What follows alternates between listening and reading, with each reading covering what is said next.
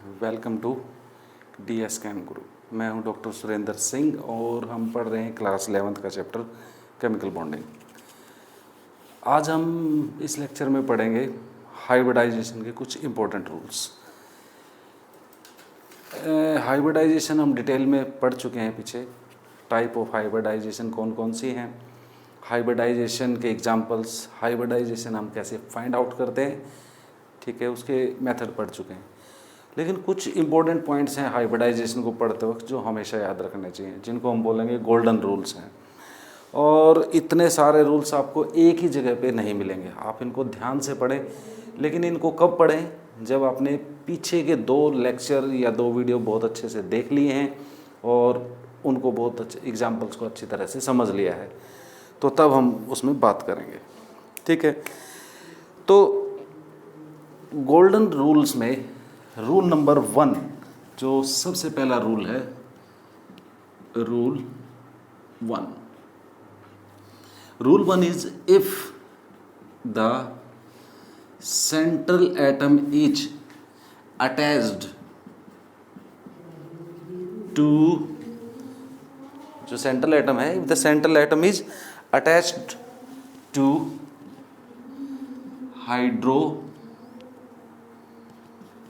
Hydrogen और halogen और both, then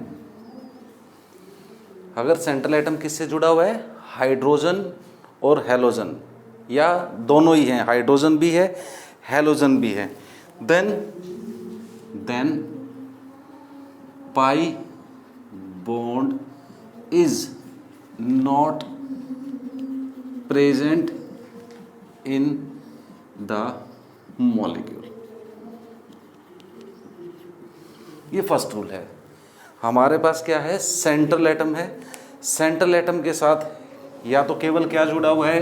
hydrogen जुड़ा हुआ है, या केवल हाइड्रोजन जुड़ा हुआ है, या दोनों जुड़े हुए हैं। तो उस सिचुएशन में क्या होगा कि जो मॉलिक्यूल है उसमें पाई बॉन्ड नहीं होगा। जैसे हमारे पास एग्जांपल है जिनोन डाइफ्लोराइड, ठीक है, इसमें क्या है? केवल हेलोजन है तो no pi bond. Methane no pi bond, ammonia no pi bond, क्योंकि और बहुत सारे एग्जांपल, वाटर, ठीक, SF6, SF4, PCl3, PCl5, ठीक है।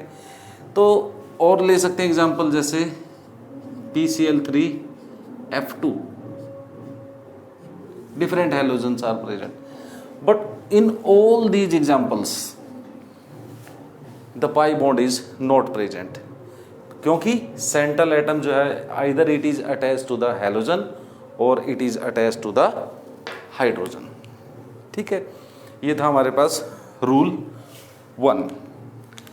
फिर हम बात करते हैं rule number 2, rule 2, Drago rule. कौन सा रूल है? Drago rule. ड्रैगो रूल क्या है कि हमारे पास क्या है? सेंट्रल एटम है, central atom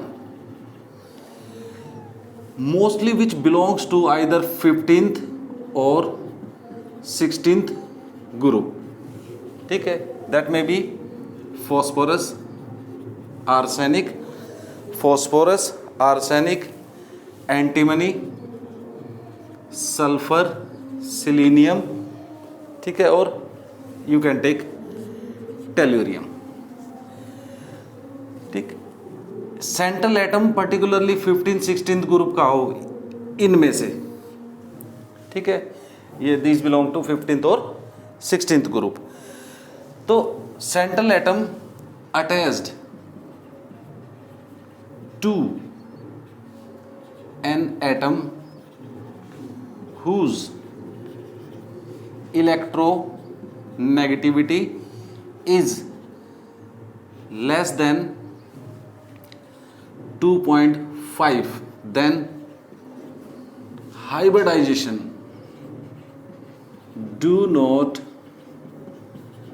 takes place and bond angle is nearly equal to 90. It may be 91, 92, 93, लेकिन 90 के आसपास ही रहेगा. ड्रैगो रूल क्या कहता है कि सेंट्रल एटम, विशेषकर वो कहाँ से हो सेंट्रल एटम, 15th और 16th ग्रुप से हो या इनमें से कोई एक है, तो अटैच टू एक ऐसे एटम से जुड़ा हुआ है जिसकी इलेक्ट्रोनेगेटिविटी 2.5 से कम है, तो हाइब्रिडाइजेशन नहीं होगी और बॉन्ड एंगल जो है वो क्या होगा, that will be nearly 90 degree. तो कुछ एग्जांपल लेते हैं, जैसे कि हमारे पास है phosphine water, we can take phosphine, arsine, और ले सकते हैं stibine, and their angle is 104.5 degree. In phosphine it is 92 degree, in arsine 91 degree, and in stibin it is 90 degree. ठीक है, यहाँ देखिए, ठीक है, सेंट्रल एटम जो है वो क्या है हमारे पास, रूल क्या है, ड्रैगो रूल क्या कहता है कि सेंट्रल एटम अगर ऐसे एटम के साथ जुड़ा हुआ है जिसकी इलेक्ट्रोनेगेटिविटी 2.5 से कम है, तो hybridization do not takes place and bond angle is nearly 90. Look at these in examples. ठीक है, तो this is Drago rule. Hydride में भी इसको हम पढ़ेंगे, लेकिन यहाँ पर ये रूल है. ठीक है, तो इलेक्ट्रोनेगेटिविटी अगर सराउंडिंग एटम की बहुत कम है तो in that case bond angle जो है वो नियरली 90 होता है और हाइब्रिडाइजेशन नहीं होती. This is rule number 2. Then we have the another important rule, the rule number 3. Rule 3, that is Bent rule. Bent rule. Bent rule क्या कहता है? According to this rule, according to this rule, in sp3d hybridization, molecule में कौन सी hybridisation हो, sp3d hybridisation हो. ठीक है, then the lone pair occupies, lone pair कौन सी lone pair occupies equatorial position and highly electronegative atom occupies axial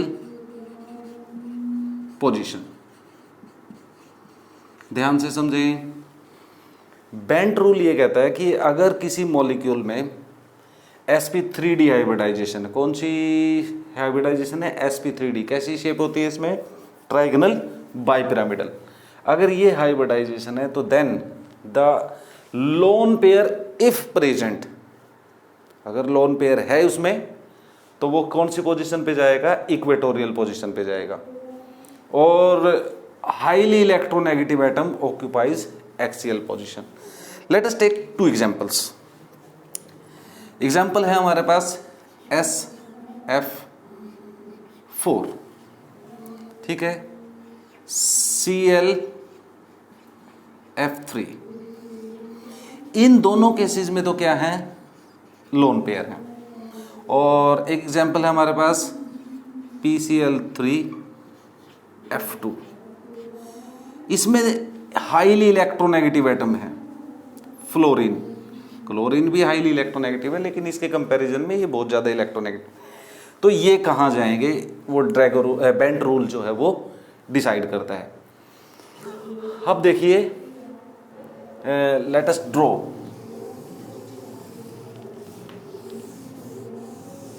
shape draw करते हैं SF4 की और ClF3 की।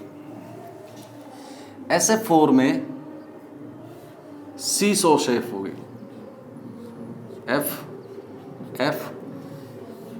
ये आपका लोन पेयर होगा और F और F। ये पोजीशन कौन सी है?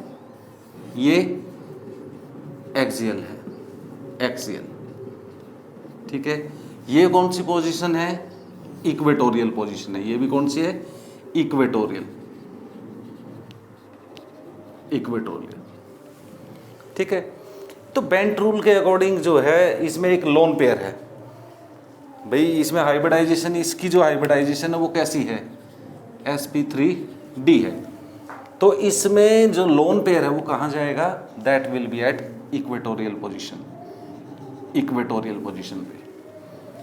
तो क्यों नहीं होगा यहाँ पे? एक्सियल पोजीशन पे क्यों नहीं हो सकता? देखिए, अगर लोन पेयर यहाँ होता है, यहाँ या यहाँ होता है, तो क्या होगा? ये काफ़ी नज़दीक होगा इक्वेटोरियल पोजीशन के।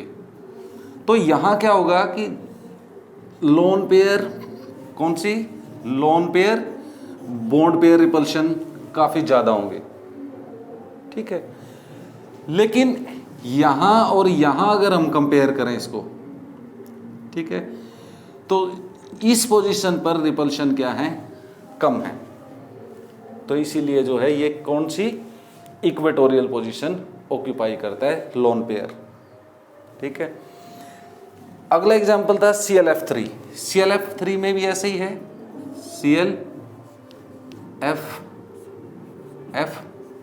F और ये दो लोन पेयर है, ठीक है। तो again lone pair will occupy according to the bent rule कौन सी पोजीशन? इक्वेटोरियल पोजीशंस पर होगा, ठीक है। तो जब ये यहाँ इक्वेटोरियल पोजीशंस पर होते हैं, अगर ये यहाँ हो जाए या यहाँ हो जाए या यहाँ हो जाए या यहाँ हो जाए, ठीक है, तो फर्क क्या है? यहाँ अगर जब ये प्रेजेंट होते हैं तो इनके बीच में कंपैरेटिवली रिपल्शंस कम होती है, और रिपल्शन जब कम होती है तो स्ट्रक्चर क्या होता है? स्टेबल होता है। दोबारा सुन, देखो, बेंट रूल क्या कहता है कि इस रूल के अकॉर्डिंग sp3d हाइब्रिडाइजेशन है, तो then the lone pair always occupies equatorial position and highly electronegative atom is present that occupies axial position. इसके लिए हमारे पास हाईली इलेक्ट्रोनेगेटिव, जैसे अब PCl3F2 का स्ट्रक्चर ड्रॉ करते हैं, तो इस केस में क्या होगा? देखिए,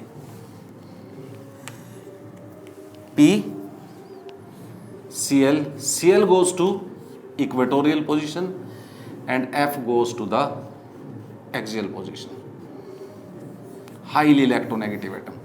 अगर इस स्ट्रक्चर में हम बात करें तो ये यहाँ या दोनों यहाँ हो जाए फ्लोरीन, या दोनों यहाँ हो या यहाँ हो, इन सभी सिचुएशंस में ये क्या होंगे? They will be more closer, ठीक है। एंड बहुत ज्यादा क्लोजर होने के कारण क्या होगा? They will strongly repel each other. और जब ये किस पे है?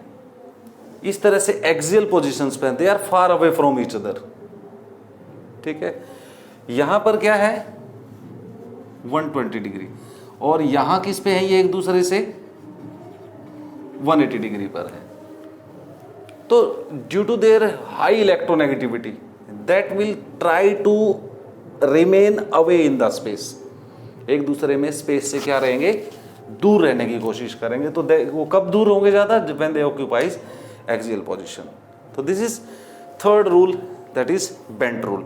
इसका हमेशा ध्यान रखें, ये एक इम्पोर्टेंट क्वेश्चन है कि इन जो हमारे पास अभी हमने एग्जाम्पल पढ़ा PCl3F2, ठीक, या इसी तरह का कोई और भी एग्जाम्पल है और जहां पर इस तरह की हाइब्रिडाइजेशन है, तो क्या होगा? The more electronegative atom goes to कौन सी पोजीशन पर जाएगा? It will goes to the axial position. This is rule number 3. Then we move to the next rule. Rule number 4. Rule 4. किसी भी मॉलिक्यूल में पाई बॉन्ड अगर बनते हैं तो number of pi bond formed, rule क्या है, number of pi bond formed is equal to number of unhybridized orbitals. अगर किसी स्ट्रक्चर में क्या बनते हैं, पाई बॉन्ड बनते हैं, तो पाई बॉन्ड की संख्या किसके बराबर होगी, जितने अनहाइब्रिडाइज्ड ऑर्बिटल है. For example look at the example CO2. The structure of CO2 is ये, and its hybridization is sp. और कितने ऑर्बिटल हैं इसमें, अनहाइब्रिड ऑर्बिटल क्या रहेंगे, 2 रहेंगे. जैसे कार्बन को ग्राउंड स्टेट में अगर हम दिखाएं,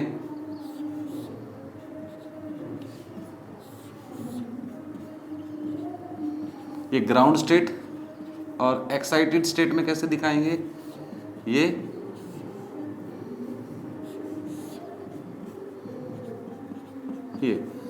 sp हाइब्रिडाइजेशन ये होगी. और ये दोनों ऑर्बिटल क्या रहेंगे, अनहाइब्रिडाइज्ड. तो कितने अनहाइब्रिडाइज्ड ऑर्बिटल हैं, 2. तो ये क्या होगा, कितने बनेंगे हमारे पास, 2 पाई बॉन्ड बनेंगे. तेरा पाई बॉन्ड और एक ये पाई बॉन्ड है. ये क्या है, ये एक सिग्मा बॉन्ड है. ठीक है, समझ में आया कि नहीं, कि भाई मॉलिक्यूल में इन जनरल क्या होगा, कितने पाई बॉन्ड बनेंगे, that depends upon the number of unhybridised orbital. जितने अनहाइब्रिडाइज्ड ऑर्बिटल होंगे उतना ही. फॉर एक और एग्जांपल ले सकते हैं, से CO. ठीक है, CO 2 पाई बॉन्ड है. ठीक है, इसमें भी हमारे पास क्या है, हाइब्रिडाइजेशन sp है कार्बन की. तो अगेन कितने, 2 अनहाइब्रिडाइज्ड ऑर्बिटल हैं, तो you will have 2 pi bond. और यहां पर भी CO2 में भी क्या है, 2 पाई बॉन्ड है. ठीक, ये अनदर रूल है. फिर हम मूव करते हैं नेक्स्ट रूल की तरफ. Rule number 5. रूल 5 ये इंपॉर्टेंट है. रूल 5 क्या है कि सिंपली ईच सिग्मा बॉन्ड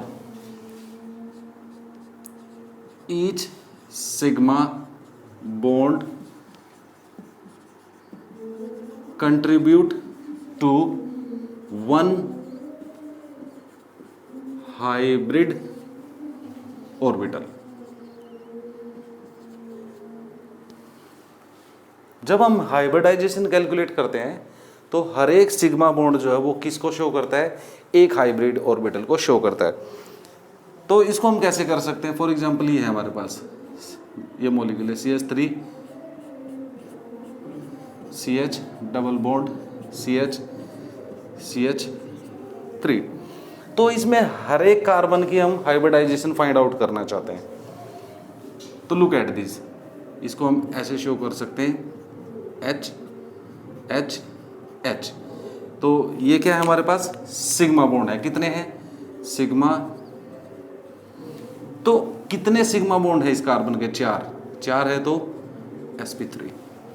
ठीक है, यहां हमारे पास क्या है, इस कार्बन के पास ये क्या है, पाई बॉन्ड है. ये क्या है, पाई बॉन्ड है. ये क्या है, सिग्मा बॉन्ड है. तो कितने सिग्मा बॉन्ड है इस कार्बन के, 2. तो 2 हैं, तो कौन सी हाइब्रिडाइजेशन होगी, sp. यहां पर भी ऐसा ही है, तो इसकी भी क्या होगी, sp हाइब्रिडाइजेशन. इसको अगर शो करें तो H. तो अब इसके देखो, ये एक सिग्मा बॉन्ड है, ये सिग्मा बॉन्ड है, इन दोनों में से एक सिग्मा बॉन्ड है. तो इस कार्बन के कितने सिग्मा बॉन्ड है, 3 सिग्मा बॉन्ड है, तो इसलिए sp सिग्मा बॉन्ड है। यहाँ पर भी यही सिचुएशन है, तो इसकी भी हाइब्रिडाइजेशन क्या होगी sp2, और ये सेम है, तो इसकी हाइब्रिडाइजेशन क्या होगी sp3। ठीक है। In general single bonded carbon, double bonded carbon, triple bonded carbon, the hybridization is sp3, sp2 and sp। ठीक है। तो इस तरह से हम जो है एल्केन, एल्कीन, एल्काइन में हाइब्रिडाइजेशन प्रिडिक्ट कर सकते हैं पॉइंट्स के ऊपर। ये हमारे पास क्या था, नेक्स्ट रूल था। अब चलते हैं अगले रूल की तरफ। सिक्स्थ, ये इंपॉर्टेंट है। देखो पीछे जब हमने पिछले लेक्चर में हमने पढ़ा था कि हाइब्रिडाइजेशन जो होती है दैट इज, हम कैसे निकालते हैं hybridization, number of sigma bond plus number of lone pair. लेकिन ये हमेशा याद रखें, सिग्मा जो बॉन्ड बन रहा है वो हाइब्रिड ऑर्बिटल की तरफ कंट्रीब्यूट करता है। ठीक है। लेकिन लोन पेयर जो है वो ऑलवेज हाइब्रिडाइजेशन में पार्टिसिपेट नहीं करता या कंट्रीब्यूट नहीं करता। तो हम दोनों का एक एग्जांपल पढ़ेंगे। Rule number 6। ठीक है। रूल क्या कहता है, if the atom containing lone pair, if the atom containing lone pair of electron, यदि हमारे पास क्या हो, सेंट्रल एटम है क्या हो जिसकी हमें हाइब्रिडाइजेशन फाइंड आउट करनी है, उस पर लोन पेयर ऑफ इलेक्ट्रॉन है। ठीक है। एंड रूल क्या है, if the atom containing lone pair of electron have double bond at alternate position, then alternate position पर क्या हो, डबल बॉन्ड हो उसके, तो then lone pair is not lone pair क्या होगा, lone pair is excluded in determining the hybridization. पहले example देख लीजिए, अच्छे से समझ में आएगा। हमारे पास एग्जांपल है H, ये CnH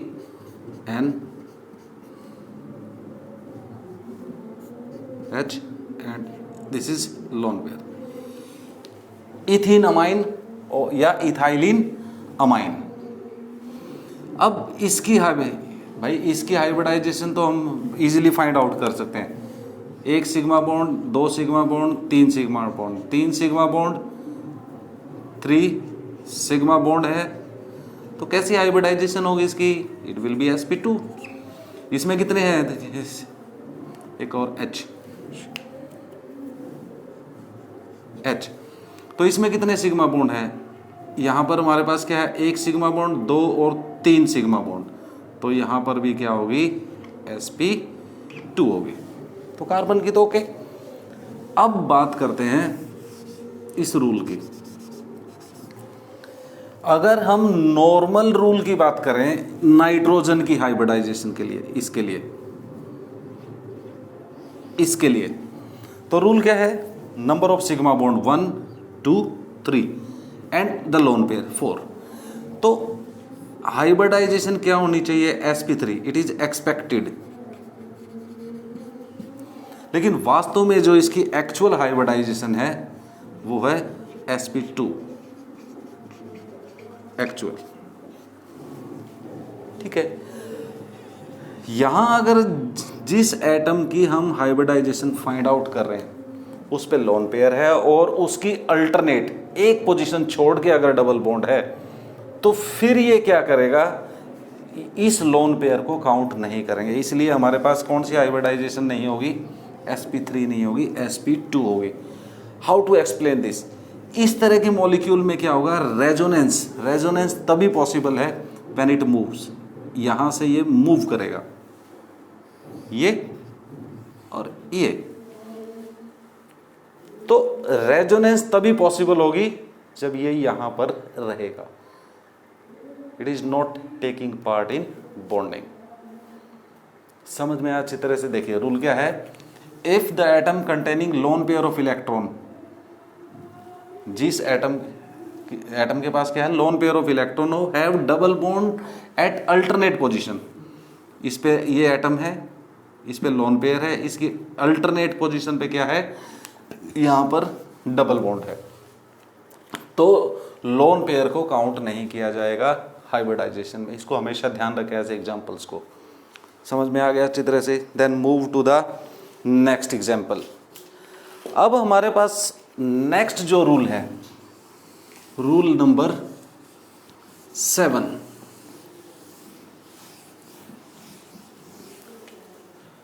रूल नंबर 7, ये रूल क्या कहता है कि if the atom have, if the atom have lone pair, अगर हमारे पास क्या है, if the atom have lone pair of electron directly, lone pair of, if the atom have lone pair of electron directly attached to central atom. If the atom have lone pair of electron is directly attached to the central atom, ठीक है, then lone pair is counted in hybridization. पहले example देख लीजिए। Example है हमारे पास CH3 COO CH3, ठीक है, methyl ethanoate.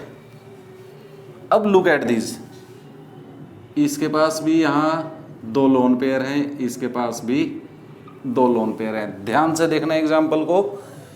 If the atom have lone pair of electron, look at this, इनको काउंट नंबरिंग कर लेते हैं। ये है ऑक्सीजन नंबर 1 और ये है oxygen number 2। How to find out its hybridization, ये तो अंडरस्टूड है। 1 2 3 3 सिग्मा बॉन्ड है, तो ये sp2 है, ये sp3। अगर इनकी बात करें तो कार्बन sp3 और ये क्या होगी, sp2 होगी, ठीक है। Move to oxygen number 1 and 2। ये जो रूल नंबर 7 है वो इस ऑक्सीजन के लिए है। Look at this, if the atom having, हमें किसकी फाइंड आउट करनी है, ऑक्सीजन, इस ऑक्सीजन की और इस ऑक्सीजन की hybridization. If the atom have lone pair of electron directly attached to the central atom, then lone pair is counted in hybridization. अगर हम इसकी बात करें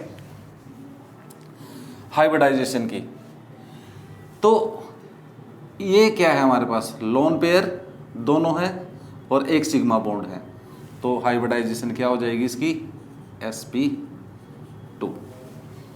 भाई हाइब्रिडाइजेशन किसके बराबर होती है, the number of sigma bond plus number of lone pair, तो ये लोन पेयर यहां पर काउंट होंगे।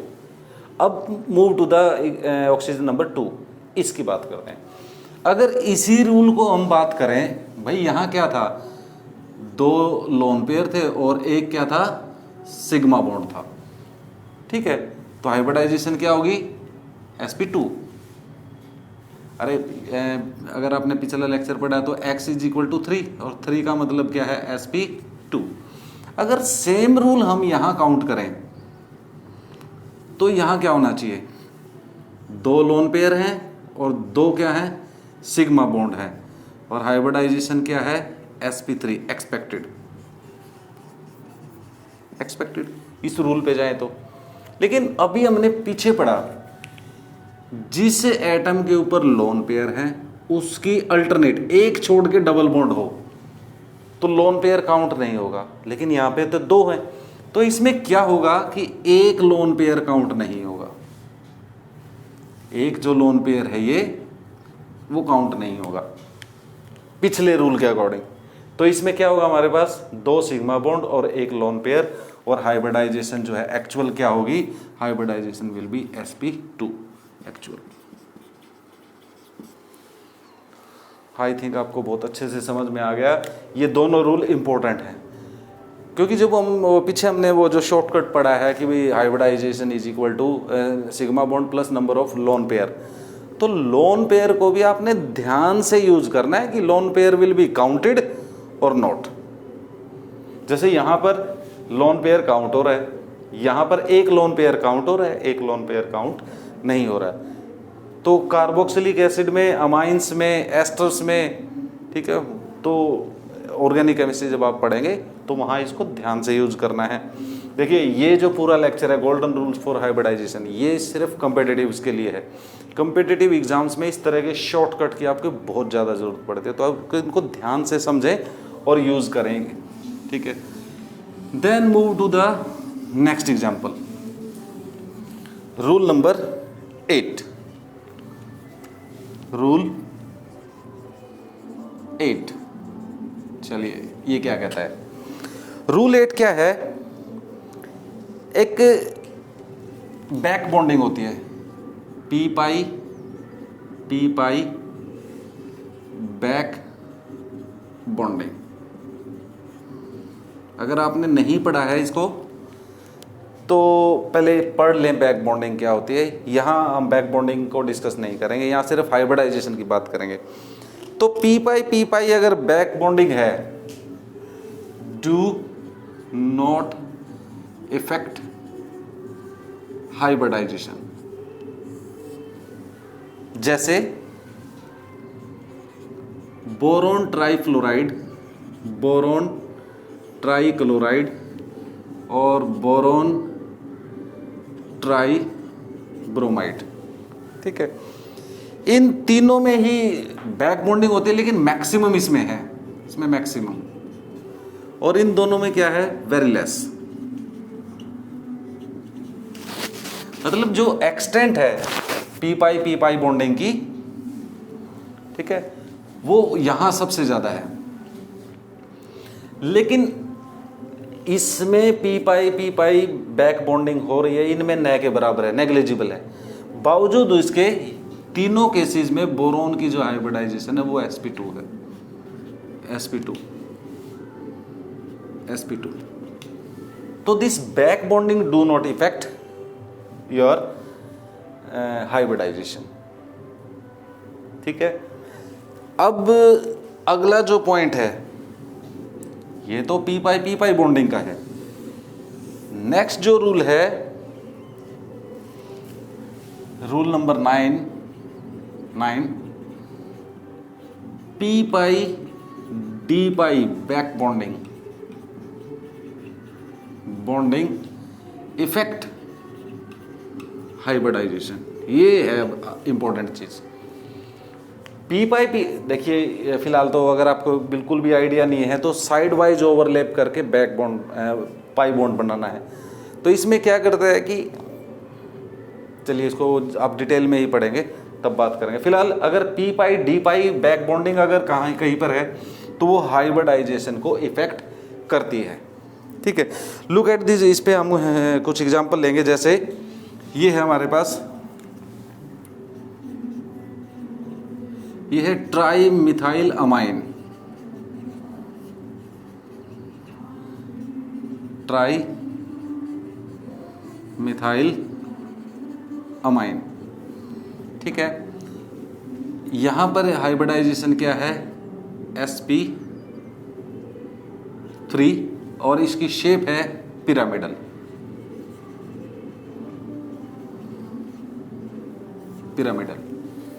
ठीक है। और दूसरा जो एग्जांपल है वो है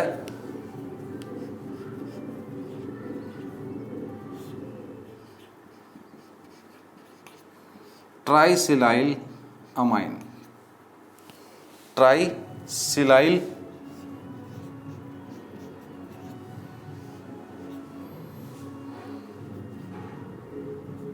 P pi D pi bond. One of this bond is P pi D pi bond. इसमें इस तरह का कोई बॉन्ड नहीं है।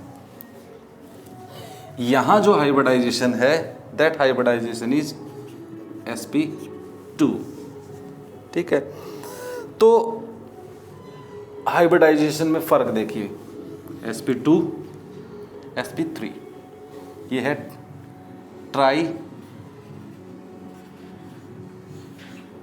Trisilyl amine. ठीक है, तो अगर बैक बॉन्डिंग हो रही है कौन सी पी पाई तो hybridization will not be affected. लेकिन अगर p pi D pi back bonding हो रही है तो ऐसा होगा। यहाँ एक्चुअल में क्या हो रहा है कि neither nitrogen NOR carbon have the vacant D orbital, इसलिए बैक बॉन्डिंग पॉसिबल नहीं है, P pi D pi bonding possible नहीं है। ठीक है, लेकिन यहाँ पर क्या है, नाइट्रोजन के पास वैलेंस शेल में क्या है, डी ऑर्बिटल नहीं है, लेकिन सिलिकॉन के पास है, इसलिए P pi D pi back bonding possible है। This electron pair will be donated to the किसमें, vacant D orbital of silicon. अगर ये डोनेट हो जाएगा तो it will not participate in bonding. और हाइब्रिडाइजेशन क्या होगी, 1 2 3 सिग्मा बॉन्ड है। ठीक है, तो इसलिए sp2 हाइब्रिडाइजेशन होगी। यहाँ पर क्या हो गया, 3 सिग्मा बॉन्ड और 1 लोन पेयर। यहाँ हमारे पास क्या है, 3 sigma bond plus 1 loan pair, तो इसलिए 4 हाइब्रिडाइजेशन sp3। यहाँ क्या हुआ है, लोन पेयर तो डोनेट हो गया P pi D pi bonding में, तो हमारे पास क्या है, sigma sigma sigma 3 sigma bond that is sp2। यहाँ ऐसा क्यों नहीं हो पाया, क्योंकि यहाँ ये लोन पेयर कार्बन को डोनेट नहीं हो सकता। क्यों नहीं हो सकता, क्योंकि कार्बन के वैलेंस शेल में डी ऑर्बिटल नहीं है। ठीक है, तो ये अनदर गोल्डन रूल है। चलिए आगे नेक्स्ट रूल की तरफ बढ़ते हैं। नेक्स्ट रूल क्या है, rule number 10। Another most important है हाइब्रिडाइजेशन पॉइंट ऑफ व्यू से। Rule number 10, in the similar molecules, in the similar molecules as the electronegativity and electronegativity decrease, electronegativity क्या हो जाए, decrease, and size of central atom increase, तो क्या होगा, bond angle decrease, bond angle decrease. ध्यान से देखना है, देखिए एग्जांपल ले लेते हैं। H2S H2 hydrogen selenide, hydrogen telluride. The bond angle is 104.5 degree, then it is 92.5, 91 and it is 90.5 degree. अब देखिए रूल क्या कहता है, सिमिलर मॉलिक्यूल है, इन सभी में क्या है, सेंट्रल एटम, ये सब सेंट्रल एटम जो है वो sp3 हाइब्रिडाइज्ड है सभी में, sp3 यहाँ पर भी sp3, सभी में लोन पेयर अगर हम काउंट करें एक लोन पेयर है। अगर स्ट्रक्चर ड्रा कर लें, oxygen hydrogen hydrogen, lone pair sorry 2 हैं, 15th ग्रुप में एक होता है, ये 16th ग्रुप के हैं हाइड्राइड, ये लोन पेयर है। इसी तरह से अगर हम यहाँ H2S में बात करें तो sulphur hydrogen hydrogen, 2 lone pair हैं यहाँ पर भी। तो एक्सपेक्टेड इज व्हाट, देखिए यहाँ बॉन्ड एंगल कितना है 104.5, sp3 में नॉर्मल एंगल कितना होता है, ये 109 से घटकर 104.5 हो गया, वो तो समझ में आता है due to this lone pair repulsion and lone pair bond pair repulsion के कारण, इट इज ओके। लेकिन सिमिलर सिचुएशन सभी में है, लेकिन बावजूद इसके क्या हो रहा है, बॉन्ड एंगल ड्रास्टिकली डिक्रीज हो रहा है। एक तो इसको आप एक्सप्लेन कर सकते हैं, हमने ड्रैगो रूल पढ़ा है पीछे अभी इसी रूल्स में, या यहाँ इस रूल से भी हम एक्सप्लेन कर सकते हैं कि सिमिलर मॉलिक्यूल्स जिनमें क्या है, फार्मूला एक जैसा है, हाइब्रिडाइजेशन एक जैसी है, एज द इलेक्ट्रोनेगेटिविटी डिक्रीज, देखिए यहाँ पर ऑक्सीजन की इलेक्ट्रोनेगेटिविटी ज़्यादा है, सल्फर की कम हो गई, सिलीनियम की और कम होगी, टेल्यूरियम की और कम हो गई, and size of central atom, size भी बढ़ रहा है, इसका साइज छोटा है, बड़ा, और साइज लगातार इंक्रीज हो रहा है। यदि ऐसा होता है तो क्या होगा, इंक्रीज होता है तो बॉन्ड एंगल डिक्रीज हो जाएगा, बॉन्ड एंगल भी डिक्रीज हो रहा है, देखिए 104, 92, 91, 90, तो ऐसा क्यों हो रहा है, देखिए जैसे जैसे क्या होता जाएगा, इलेक्ट्रोनेगेटिविटी घटेगी, डिक्रीज होगी, जैसे जैसे साइज बढ़ेगा क्या हो, साइज इंक्रीज, इलेक्ट्रोनेगेटिविटी डिक्रीज, तो उससे क्या होगा, उससे ये होगा कि ये जो लोन पेयर बॉन्ड पेयर जितने भी इलेक्ट्रॉन पेयर हैं, चाहे वो लोन पेयर हो चाहे बॉन्ड पेयर हो, तो उनमें क्या होगा, यहां पर हमारे पास क्या है, ये बॉन्ड पेयर हैं जो ब्लू में इस कलर में दिखाए हैं, तो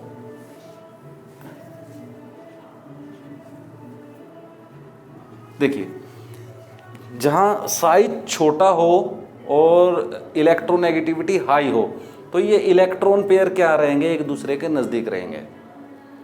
अगर ये एक दूसरे के नजदीक रहेंगे तो क्या करेंगे, एक दूसरे को रिपेल करेंगे, और रिपल्शन बढ़ेगी तो बॉन्ड एंगल ज्यादा होगा। देखिए डोंट बी कंफ्यूज, यहां से यहां हम आए, पहले तो इस चीज को समझिए, 109 से 104 क्यों हो गया, वो तो ये रिपल्शन और ये रिपल्शन है। अब इसको भूल जाइए, इसको छोड़ दीजिए, वो एक्सप्लेनेशन तो हम दे चुके हैं। अब क्वेश्चन ये है कि जैसे जैसे हम इलेक्ट्रोनेगेटिविटी ज़्यादा हो और साइज छोटा होता है, तो इलेक्ट्रॉन पेयर क्या रहेंगे, सेंट्रल एटम के नज़दीक रहेंगे, और यदि वो सेंट्रल एटम के नज़दीक रहेंगे तो क्या होगा, उनमें रिपल्शन थोड़ी सी ज़्यादा होगी, इसीलिए यहाँ बॉन्ड एंगल थोड़ा सा ज़्यादा है। लेकिन लुक एट दिस, पहले इसको डिस्कस करते हैं। सल्फर का साइज थोड़ा बढ़ गया इसके कंपैरिजन में, इलेक्ट्रोनेगेटिविटी काफ़ी कम हो गई ऑक्सीजन से, तो क्या होगा, ये जो लोन पेयर हैं और बॉन्ड पेयर हैं ये थोड़ा सा सल्फर से दूर हो जाएंगे। दूर होने से क्या होगा, रिपल्शंस कम होंगी, रिपल्शन कम होगी तो बॉन्ड एंगल कम होगा। अगर ऐसा हो जाएगा तो क्या होगा, electron pair move away from central atom, दूर हो जाएंगे, तो क्या होगा, अगर ये इलेक्ट्रॉन पेयर सेंट्रल एटम से दूर हो जाएंगे तो रिपल्शन डिक्रीज, एंगल डिक्रीज। यहां पर भी यही था, ये देखिए 109.28 से अगर आप मूव करते हैं, यहां भी तो ऐसा ही हुआ था, ठीक है। बॉन्ड एंगल क्यों डिक्रीज हुआ, यहां क्या क्यों डिक्रीज हुआ था, रिपल्शंस जो है वो क्या हो गई, बढ़ गई थी, इसलिए घट गया।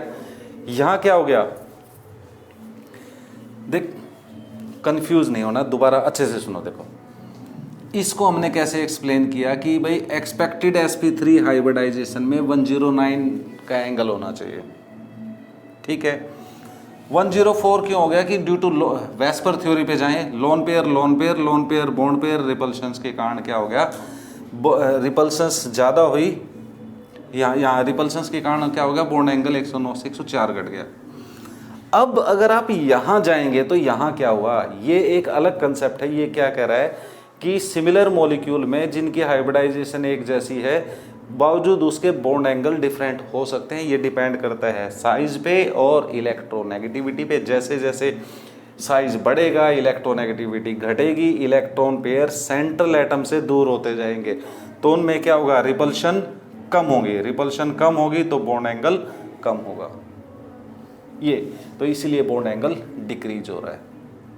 ठीक है, आई होप अच्छी तरह से अब समझ में आ गया होगा। ये है की कंसेप्ट, इसको ध्यान से देखें। अब चलते हैं रूल नंबर 11। रूल नंबर 11 ये भी इसी तरह का है। In the similar molecule, in the similar molecules as the electronegativity of surrounding atom, surrounding जो एटम है उसकी electronegativity in the similar molecule as the electronegativity surrounding atom decrease, bond angle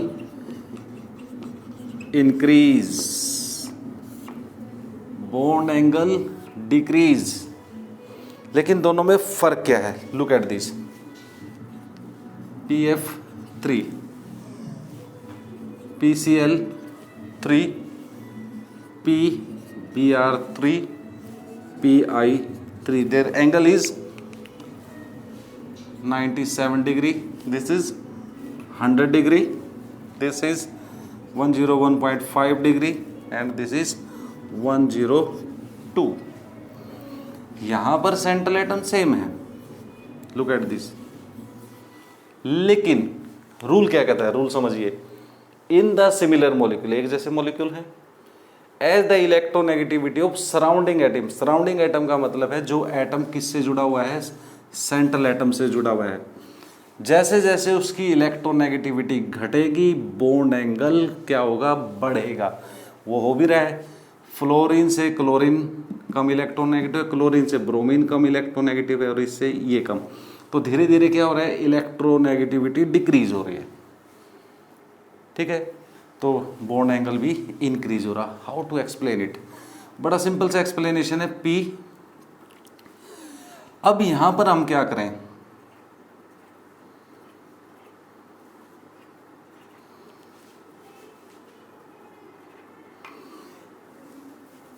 ये फ्लोरीन फ्लोरीन फ्लोरीन और ये आपका है lone pair of electron. Same way यहां पर भी एक्सप्लेन करेंगे हम। फॉस्फोरस और ये और क्लोरीन क्लोरीन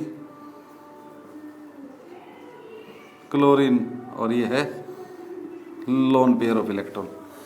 तो अब क्या हुआ देखिए, फ्लोरीन फॉस्फोरस तो सेम है।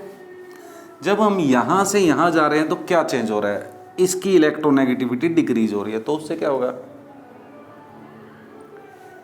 भाई? इलेक्ट्रोनेगेटिविटी फ्लोरीन की ज्यादा है तो क्या होगा? ये जो बॉन्ड पेयर हैं they will be more towards the fluorine atom. तो उससे क्या होगा भाई? हमारे पास क्या है? बॉन्ड एंगल इंक्रीज हो रहा है। तो उसको हमें एक्सप्लेन करना है कि ऐसा क्यों हो रहा है। ठीक है, तो यहां से जब हम यहां जाएंगे तो क्लोरीन की इलेक्ट्रोनेगेटिविटी कम होगी। तो ये क्या हो गए? सेंट्रल एटम की तरफ। यहां ये किसकी तरफ ज्यादा है? फ्लोरीन की तरफ ज्यादा है। यहां ये कहां ज्यादा है? यहां ये थोड़ा सा सेंट्रल एटम की तरफ। यहां तो ये फ्लोरीन फॉस्फोरस से काफी दूर है। यहाँ थोड़ा और क्लोज आ जाएंगे, यहाँ और थोड़ा क्लोज आ जाएंगे, यहाँ और ज़्यादा क्लोज आ जाएंगे। तो उससे क्या होगा? इलेक्ट्रॉन पेयर जैसे जैसे सेंट्रल एटम की तरफ बढ़ेंगे तो उसमें क्या हो जाएगा? They will come closer. Closer आएंगे तो क्या होगा? रिपल्शन बढ़ेगी। रिपल्शन बढ़ेगी तो बॉन्ड एंगल बढ़ जाएगा। समझ में आया अच्छी तरह से? भाई यहाँ पर इलेक्ट्रॉन पेयर सेंट्रल एटम से दूर हैं तो क्या है? उनमें रिपल्शन कम है, बॉन्ड एंगल कम है। यहाँ क्या हो गया? इलेक्ट्रोनेगेटिविटी कम होने के कारण वो थोड़ा सा सेंट्रल एटम की तरफ हो गए। यहाँ और ज़्यादा होंगे सेंट्रल एटम की तरफ, यहाँ सेंट्रल एटम की तरफ और भी ज़्यादा होंगे। तो इस केस में, इस रूल में क्या होगा?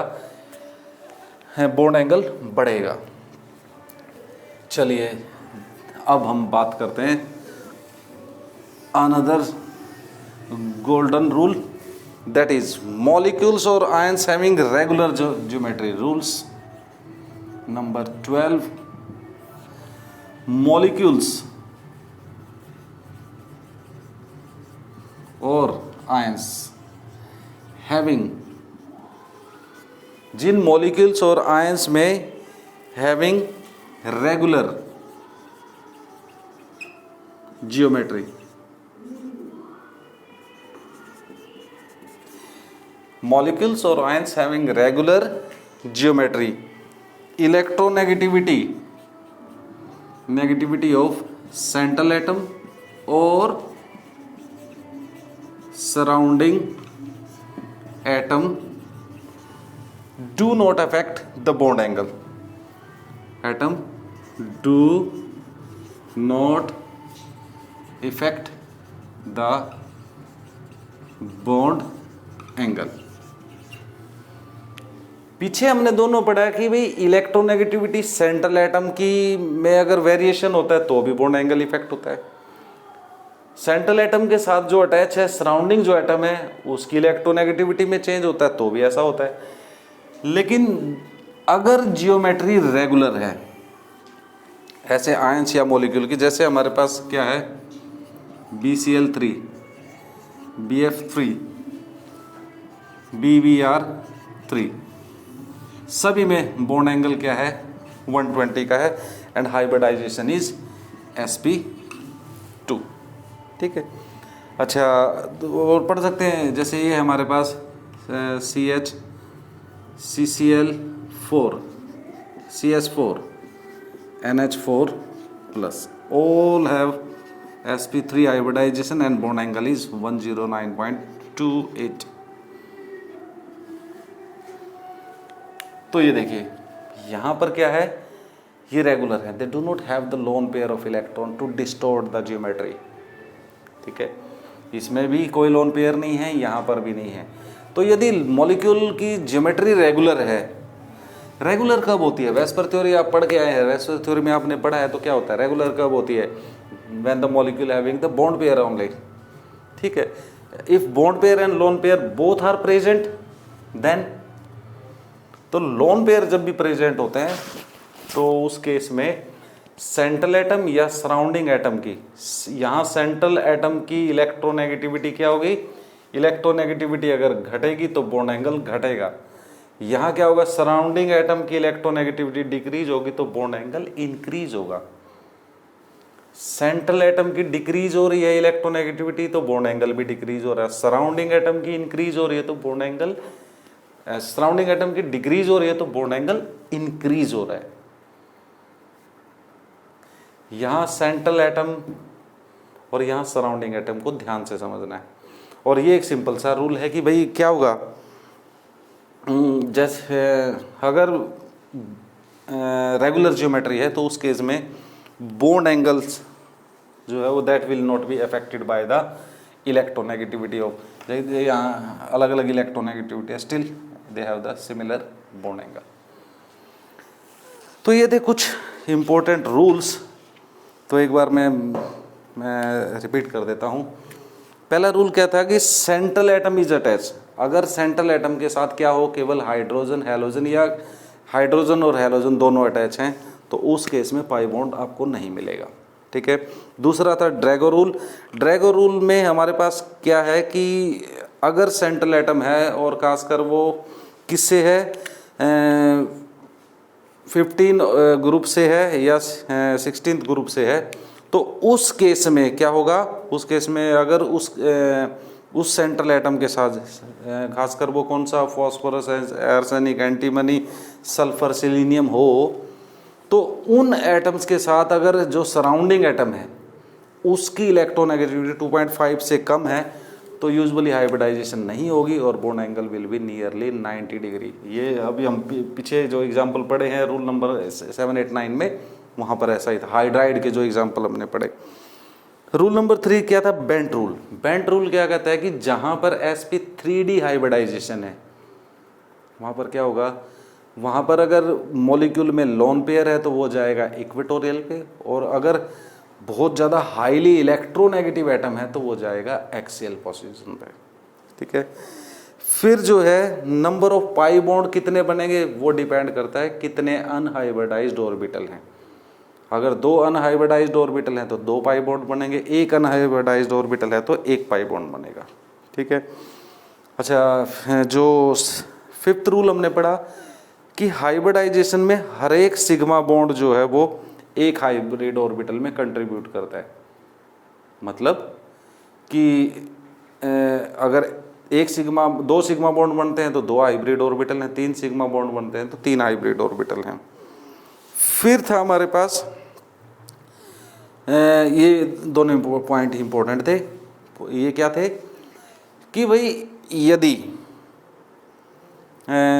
जिस एटम की हम हाइब्रिडाइजेशन फाइंड आउट कर रहे हैं उस पर लोन पेयर है और उस लोन पेयर की एडजासेंट पोजीशन नहीं अल्टरनेट पोजीशन है, एक छोड़ के अगर डबल बॉन्ड है तो तब आपको लोन पेयर काउंट नहीं करना है। लेकिन जिस एटम की अगर हम क्या फाइंड आउट कर रहे हैं, हाइब्रिडाइजेशन फाइंड आउट कर रहे हैं, वो डायरेक्टली अटैच है सेंट्रल एटम से, तो उस केस में लोन पेयर काउंट होगा। ये ध्यान से रखना है। पी पाई बैक बॉन्डिंग हाइब्रिडाइजेशन को इफेक्ट नहीं करती, जबकि P pi D pi bonding hybridisation को इफेक्ट करती है। और सिमिलर मॉलिक्यूल्स में ये हमारे पास तीनों रूल पड़े हैं कि सिमिलर मॉलिक्यूल्स में जैसे जैसे electronegativity and size of central atom increase, bond angle decrease. Next rule में सराउंडिंग एटम की क्या होगी, इलेक्ट्रोनेगेटिविटी घटेगी तो बॉन्ड एंगल बढ़ेगा। और यदि मॉलिक्यूल की जियोमेट्री, मॉलिक्यूल हो या आयन हो, उनकी जियोमेट्री क्या है, एक जैसी है। अगर जियोमेट्री हाइब्रिडाइजेशन एक जैसी है तो बॉन्ड एंगल जो है that will not be effect, मतलब रेगुलर होनी चाहिए शेप यहाँ पे। तो भाई ये था गोल्डन रूल ऑफ हाइब्रिडाइजेशन। इनको तभी पढ़ें आप जब आप कंफर्म हो जाएं कि आपने पीछे हाइब्रिडाइजेशन अच्छी तरह से पढ़ लिए हैं। अगर आपने ये 12 गोल्डन रूल अच्छे से याद कर लिए हैं तो आई एम श्योर कि हाइब्रिडाइजेशन पे आपका कोई क्वेश्चन नहीं छूटेगा, किसी भी तरह का आ जाए। रूल ध्यान में रखिए, मॉलिक्यूल बदल सकते हैं, बेसिक रूल यही रहेंगे। इसके अलावा आपको हाइब्रिडाइजेशन में कुछ पढ़ने की ज़रूरत नहीं है। यहाँ DS कैम गुरु में मैं आपको पूरी डिटेल में G लेवल का या नीट लेवल की जितनी आपको डिटेल चाहिए वो मैं आपको पढ़ा रहा हूँ। आप मन लगा के पढ़िए, इतने डिटेल लेक्चर आपको कहीं भी नहीं मिलेंगे। इसको आप पढ़िए। जो नोट्स हैं वो कुछ टाइम दीजिए मेरे को, मैं नोट्स दोनों ही तरह के आपको देने की कोशिश करूँगा कि आप अपनी बोर्ड की प्रिपरेशन अलग तरह से करें, उसके लिए आपको अलग तरह से पढ़ना है, और जो कम्पिटिटिव है उसमें अलग तरह से पढ़ना है। जैसे आज का ये लेक्चर है, ये कम्प्लीटली कम्पिटिटिव एग्ज़ाम्स के लिए है, ठीक है। और इसको याद बार बार पढ़ें, इसको अच्छी तरह से नोट करें, लिखें, ठीक है। हो सकता है ये नोट्स में भी उपलब्ध ना भी हो, तो इसलिए मैं मैक्सिमम जो है लिख देता हूँ बोर्ड पे, तो आप उसको नोट करें, ठीक है। तो that's all for today, good day.